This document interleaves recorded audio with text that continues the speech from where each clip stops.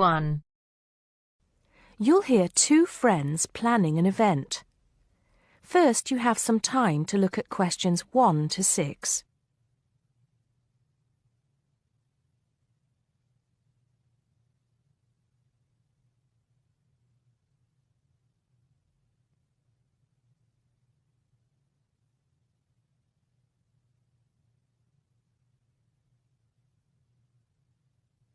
Now we shall begin.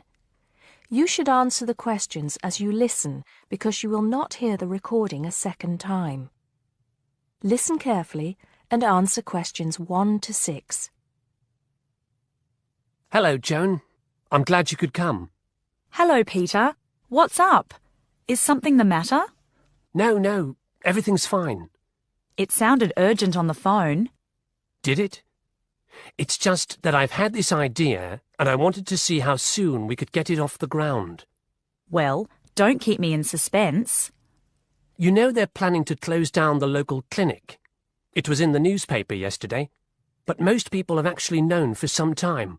Well, I thought we should do something about it. What did you have in mind?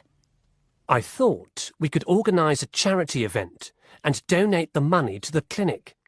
I know it doesn't sound like much, but it will show the local council how we feel and that we mean business. That'll take quite a lot of organising. Why don't we just hold a protest outside the town hall? A protest would take just as much organisation as an event like this.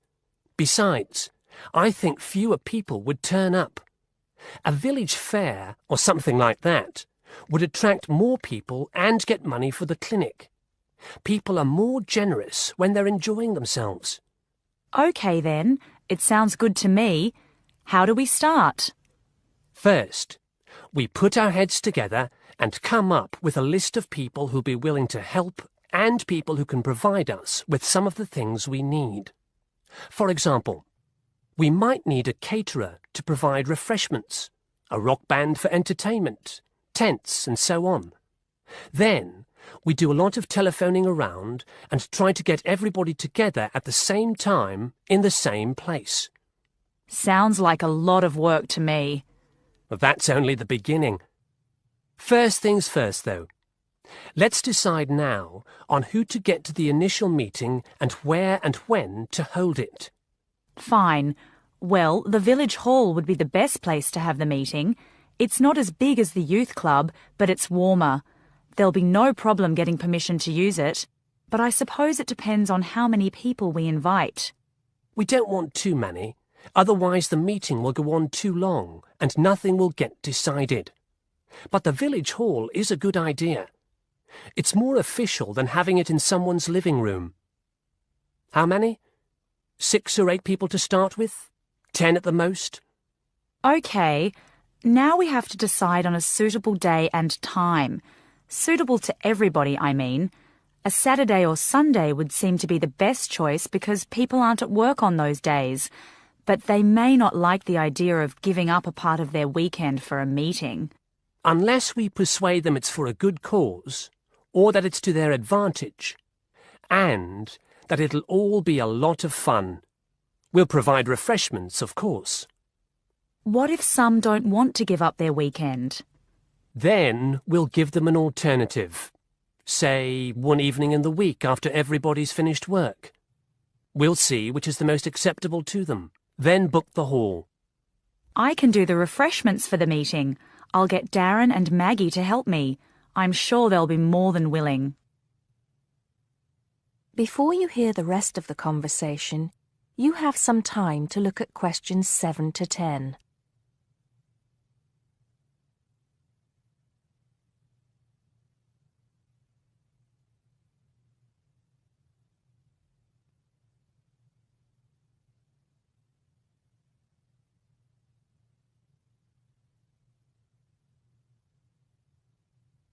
Now listen and answer questions 7 to 10. So, what's next on the agenda? A list of who we want at the meeting. Yes, of course. Obviously, we want someone from the clinic. I think Dr. Perkins would be best. He can tell us exactly what the financial situation is there. You know, how much money it takes to keep the place running, and how important it is for the community to have the clinic. The vicar too. He can rally lots of support. And Mr. Sims, our Member of Parliament. He is very busy, but I think I can persuade him to come, or get his wife to persuade him to come. I see her quite a lot socially. That's great. 2 other people I have in mind are Freddie Smith. The journalist? Yes. Well, he's the editor of the local paper now, and might be useful. He might let us advertise for free, and he'll know how to go about getting leaflets and posters printed. That's another thing. We'll need volunteers to put leaflets through people's doors and stick up posters all over the place. We can decide that at the meeting. What about the other person? What other person? You said you had 2 people in mind, Freddie Smith and... Oh, yes, Mr. Gates. Mr. Gates. Do I know him? You must do. He owns Greatfields Farm. We need a large area to hold the fete. Right. So how many have we got then? 7 or 8? There's Dr. Perkins, Mr. Sims, that journalist. Freddie Smith, you mean? Yes, him. And the vicar and Mr. Gates, the farmer. That's only 5. There's you and me. That's 7. That will do for now. Let's start making phone calls. That is the end of part 1. You now have half a minute to check your answers.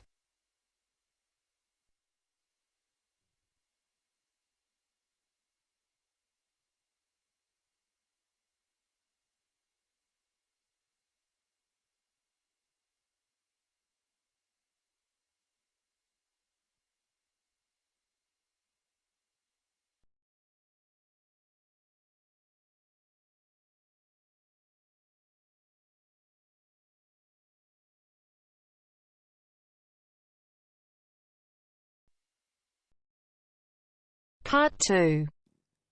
You will hear part of a local radio program about fighting air pollution in Canadian towns. First, you have some time to look at questions 11 to 14.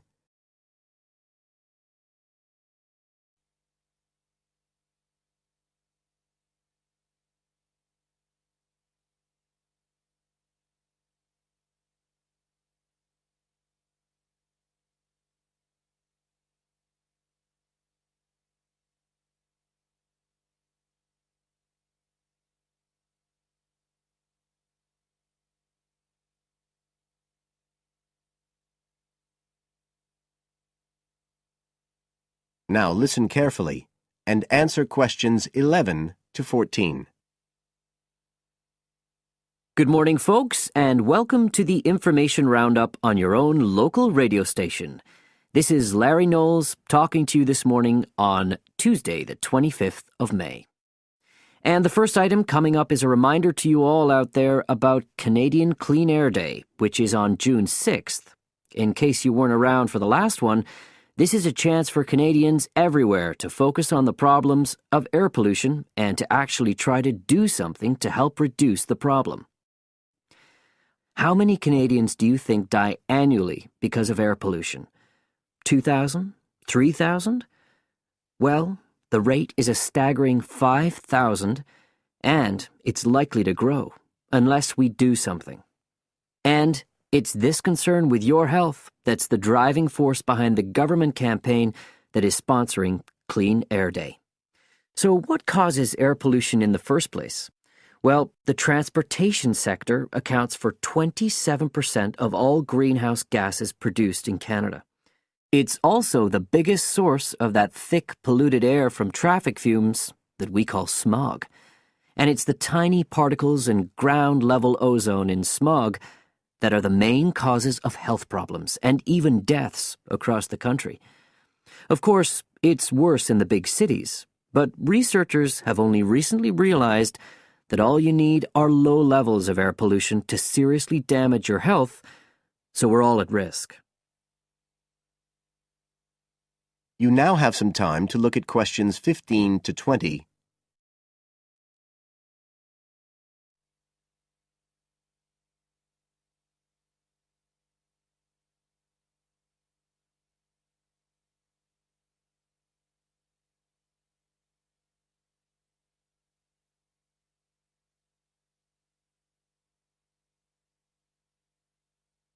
Now listen and answer questions 15 to 20. So, what can we do to fight air pollution? Well, it should be pretty obvious by now that the way we get to and from work every day can have a big impact on the air we breathe. So the easiest action you can take on Clean Air Day is to accept what we call the commuter challenge and get to work on foot or by cycling for a change. If you have to use your car, try carpooling and share the drive, or better still, use public transit. If everyone tries this for just one day, you'll be amazed by the difference it can make to the air in our towns and cities. But there's more you can do to improve air quality. For example, you can plant trees. And if you don't have a garden, then you can do your bit in other ways. For instance, did you know that modern, improved wood stoves can reduce wood smoke by as much as 80 to 90%? So you can make a big difference if you upgrade the appliances you use in your home. The government is also working hard on your behalf to clean up our air. Its priority is to reduce the emissions that cause smog, and they have clear plans to get there. Last year, Canada and the United States agreed to reduce emissions on both sides of the border between the two countries, and they plan to reach their targets in the next few years. The government's also taking action to get cleaner fuels. It's already reduced the sulfur contained in gasoline, and it hopes to reach the reduction target for sulfur in diesel by next year. But the measures don't just focus on the motorist. The federal government's also working to reduce emissions from power plants and factories right across the provinces. You can find out all about government action and all the plans for Clean Air Day events. That is the end of part 2. You now have half a minute to check your answers.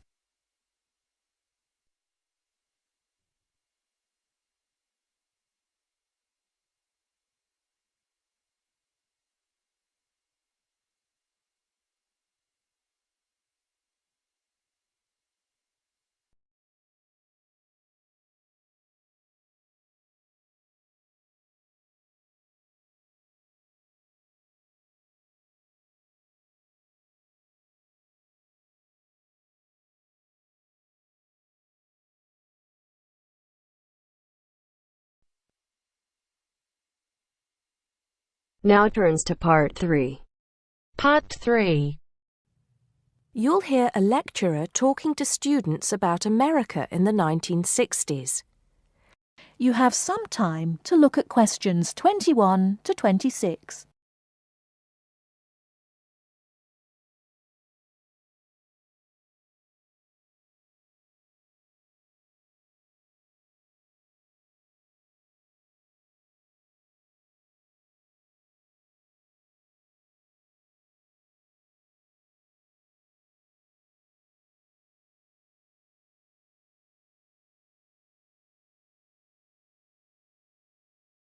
Now listen carefully and answer questions 21 to 26.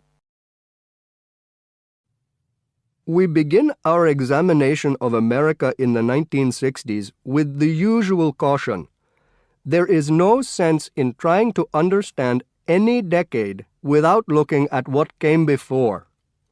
Those of you who still have outstanding coursework on the 1950s would do well to complete it now, if for no other reason than it will help make sense of the next series of lectures. But we must press on, and I'd like to begin my talk about the 60s with a reference to one of those things that came before, the post-war baby boom. With the end of the Second World War in 1945, there began in the USA an era of perceived prosperity and security.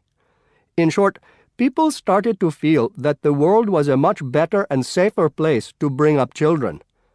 So, at the start of the 60s, all those children born in the baby boom, 70 million in the US alone, were teenagers. As the 60s progressed, and as this large number of people approached adulthood, there was a noticeable shift in the balance of power, and young people began to have a voice in ways that were not considered possible in the more conservative atmosphere of the preceding decade. Things were moving forward at a rapid pace. The literature of the time brought out all the taboos. Everything was covered, such as race in, for example, the book To Kill a Mockingbird. The role of women changed, and equality for women, well, let's just say that once certain books were published, women were no longer going to be satisfied with their roles as devoted wives and mothers. Through literature alone, the whole fabric of society was challenged, and by the end of the 60s, things would never again be as they had pretty much been for the preceding 40 years. It was a decade of protest, civil rights protests, feminism, the rights of minorities, the Vietnam War. All these causes led to peaceful and not so peaceful protests on college campuses and elsewhere.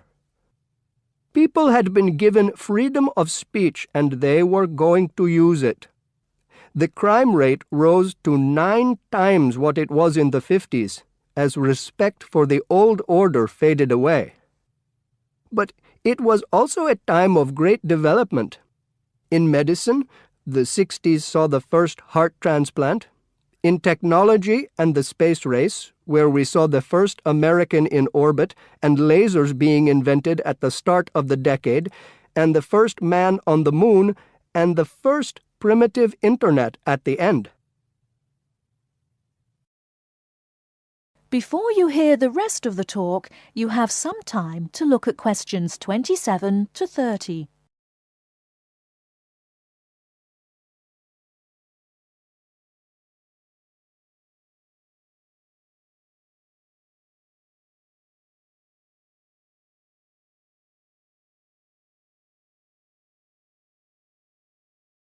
Now listen and answer questions 27 to 30.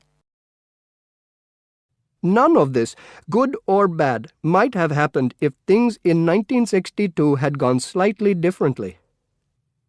On October 16th, President John F. Kennedy met with his closest advisors at the White House. They had obtained photographic evidence showing that Cuba was building or installing nuclear weapons. It was widely believed that Cuba was preparing to fire these weapons at cities in the USA. Kennedy was faced with 3 choices: to try to resolve the crisis diplomatically by negotiating with Cuba and the Soviet Union, to take action to block the delivery of more weapons into Cuba, or to attack Cuba, destroying their weapons. Believing that the first option would end in failure and that the third option would lead to war, it was the second option that Kennedy chose. In doing so, he succeeded in preventing the buildup of more missiles. The Soviet Union then withdrew the weapons from Cuba. Most historians agree that if Kennedy had acted differently, the episode would have led to a full-scale nuclear war between the United States and the Soviet Union. Millions would have died, and the world would have been changed beyond recognition. That is the end of part 3. You now have half a minute to check your answers.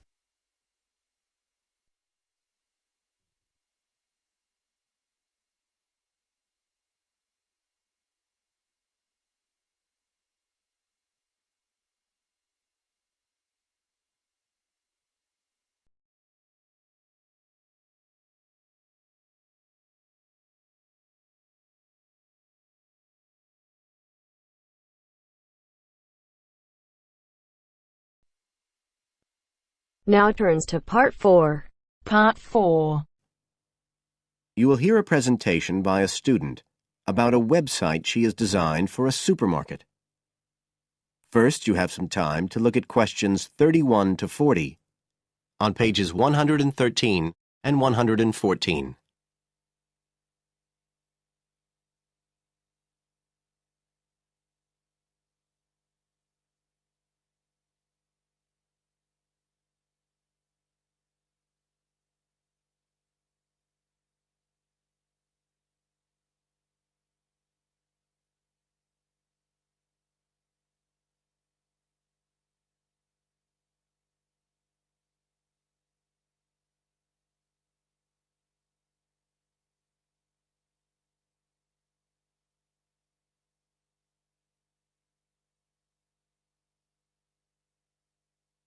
Now listen carefully and answer questions 31 to 40.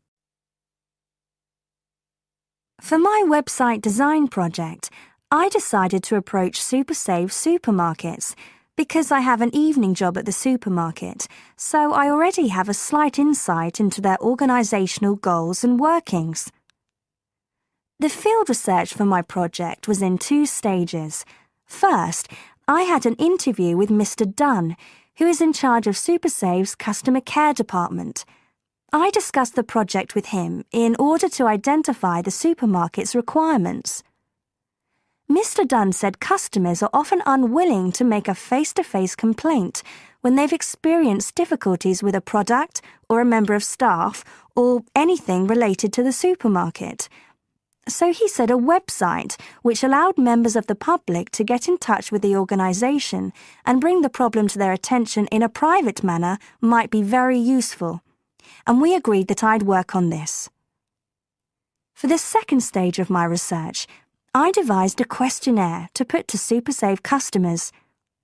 I needed to find out about the customers' experiences of problems together with their attitudes towards making complaints, both directly and indirectly.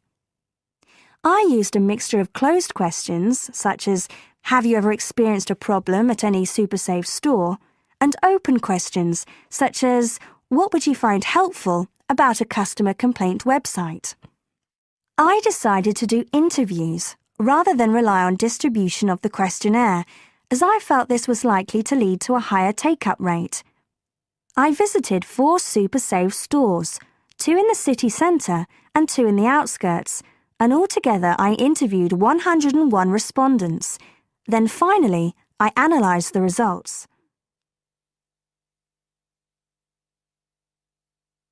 I found the results of the questionnaires to be very informative. I found that out of the total number of customers investigated, 64% had at some stage encountered a problem in a SuperSave store. Out of these people, the vast majority said that they hadn't reported the problem to any member of staff. They just kept it to themselves. The next thing I tried to find out was why they hadn't complained. Well, about 25% of the people I interviewed said the reason was that they couldn't be bothered, and a slightly smaller percentage said that they didn't have enough time. But 55% said the reason was that they felt intimidated. I finally asked if they would be more likely to complain if they didn't have to do it face-to-face, and nearly everyone I asked said that they would, 95% to be exact. I then set about designing the website to meet these needs. Once I'd completed the website, I made another appointment with Mr. Dunn to find out what he thought of it. Mr. Dunn said he felt that the pages would benefit his organisation by giving customers a new way of expressing their complaints and by making it easier to collect complaints, identify specific places where service and customer care were not as good as they should be, and act upon them accordingly. SuperSave is already a highly customer-orientated organisation, and he thought our website would be an excellent addition to their customer care effort. This is all well and good, but there still remains the general problem with websites, that there's the lack of access to online computers. Surprisingly, in my survey, I found that 88% of those interviewed had access to the internet, which I felt was quite high. But this access wasn't always direct. For some people, it was through their children and grandchildren and neighbours and so on, rather than being readily available in their own homes. This could prove to be a major drawback to the site, but it is still better to have it now to get the edge over competitors, however slight, and in the very near future, it is expected that almost everyone will have direct access to the internet. Another thing to consider is that at the moment I can only base our conclusions on data gathered from a tiny fraction of the supermarket's customer base. In order to get a better idea of how the site is doing and to see how well I have met my objectives, the site will need to have been up and running for at least a few months. After this time, it'll be possible to see whether or not people are actually using the site and if it's helping to make improvements to their customer service. It would also be interesting to study the effect of the site on staff at the supermarket. Morale could be dented as more complaints come in. Staff may feel they are being unfairly criticised and that there is no need for another way for customers to complain. But also, the site could boost morale by making staff come together to overcome the constructive criticism, and they may gain more job satisfaction by knowing that they are making a difference to the customer. So, overall, I feel my website has met my objectives, but there is scope for improvement and expansion. Are there any questions? That is the end of part 4. You now have half a minute to check your answers.